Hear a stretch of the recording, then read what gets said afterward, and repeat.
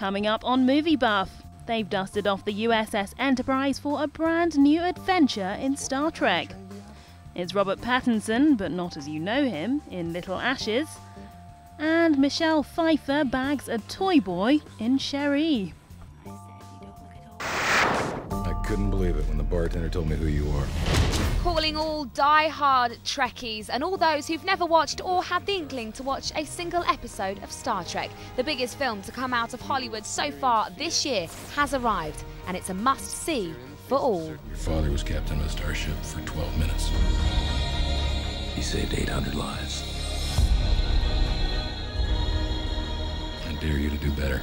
You definitely don't need to be a Star Trek fan to enjoy J.J. Abrams' reworking. In fact, no prior knowledge is needed, as this new film takes the story right back to the beginning, introducing you to the crew of the Starship Enterprise as they're introduced to each other. It's Jim Kirk. If you don't tell me your name, I'm gonna have to make one up. It's Uhura. Uhura? No way. Chris Pine takes on the role of Kirk. The actor's been on the scene for a while, but with this film he books his place on the Hollywood A-list alongside his friend and Heroes actor Zachary Quinto, who definitely believes in suffering for his art. After taking on the role of Spock, something had to give, and that something was his eyebrows. I can't stop looking at your eyebrows. I'm so glad they've come back. Me too. Yeah. Don't think I wasn't worried. She's If entranced. we do another film, I might have to insure them. It was really uncomfortable, and they weren't completely gone, which almost made it worse. This is gonna be an eyebrow conversation. I'm gonna leave. Go for it. You want to go to the done. bathroom again? Every 5 minutes with this guy. It's like he's a pregnant woman. As well as being an impressive effects-driven film, the story follows the individual journeys its lead characters go on, from Kirk's zero-to-hero transformation to Spock's battle to overcome his emotions, helped along by Uhura, played by Zoe Saldana. The tender scenes with Spock. Oh, lovely. And it's Oh, just you're the such a girl. I know, know. You went somewhere there. You're like, oh.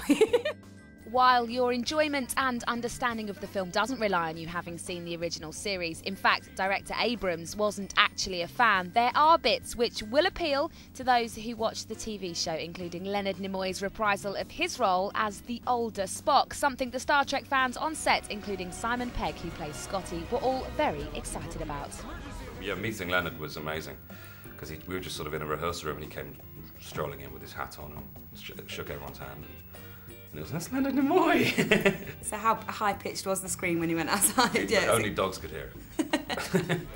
There is so much more to enjoy in this film, including the quite amazing opening battle, so make sure you've got your popcorn with plenty of time to spare.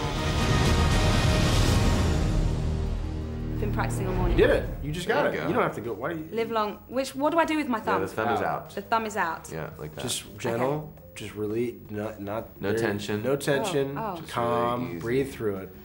Perfect. There it is. Live long and Perfect. prosper. Live Thanks, long, guys. LL&P. LLP. With millions of fans around the world,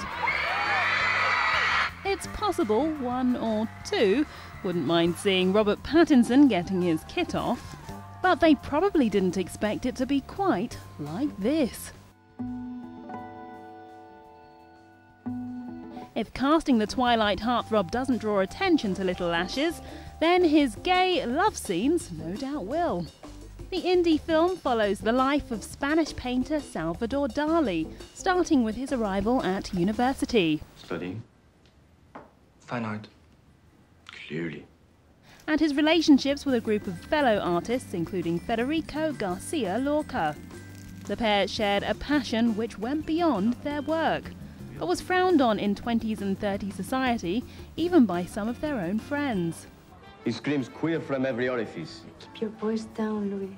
No, because this is illegal, and it is illegal because this is immoral. The 22-year-old admits he struggled with the gay scenes, but now believes they are the best in the movie.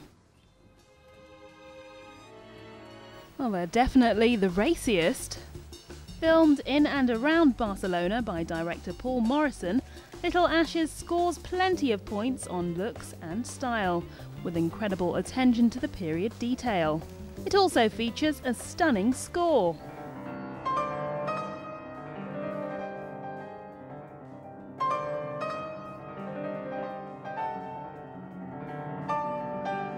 But music and cinematography alone can't hold a film together. The story drags in places, and while Brit actor Matthew McNulty is memorable as Louis Buñuel, everyone's favourite tween pin-up fails to fully capture the wide-eyed surrealist's flamboyant personality. Plus, his ever-changing hairstyles and stuck-on tash to create Dali's signature look make it difficult to take him seriously.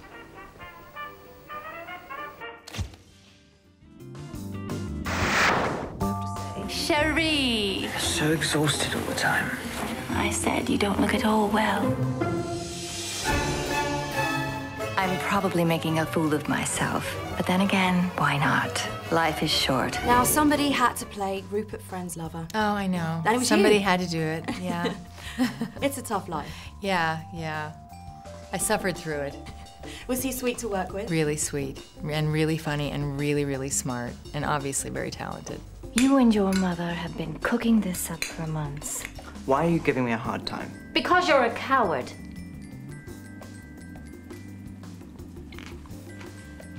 Very good. Thank you. Happy Rupert? Rupert Friend plays Cheri, the spoilt son of Kathy Bates's Madame Pelou. Set in France during the time known as Belle Époque, or Beautiful Era, Cheri's life changes when he becomes involved with his mother's friend Leia. What starts off as just a fling turns out to be a 6-year relationship. Leia is probably the most successful courtesan of her time, and fabulously beautiful and intelligent and witty and charming, so we'll certainly keep him interested, but also has got, you know, many years of experience and can therefore sort of teach him things and not kind of pander to his spoiltness. So I think it's something to do with an education, maybe. And an education he gets. But does it all end happily ever after? Well, what do you think? Cheri is not just a love story, though, or a period drama. If you can see past all the big hats, there's some real contemporary issues at the centre, as director Stephen Frears points out, while explaining why he cast Michelle Pfeiffer. Well, it's about a beautiful woman.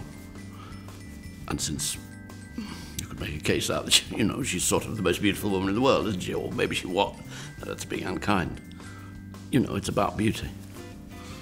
And the loss of beauty and the business of aging. Well, yes, getting older is pretty annoying. Michelle is perfect as Leia, and Rupert is equally suited to Cheri. So see this film if you're fans of theirs, or if you like Paris, or equally if you rate Stephen Frears.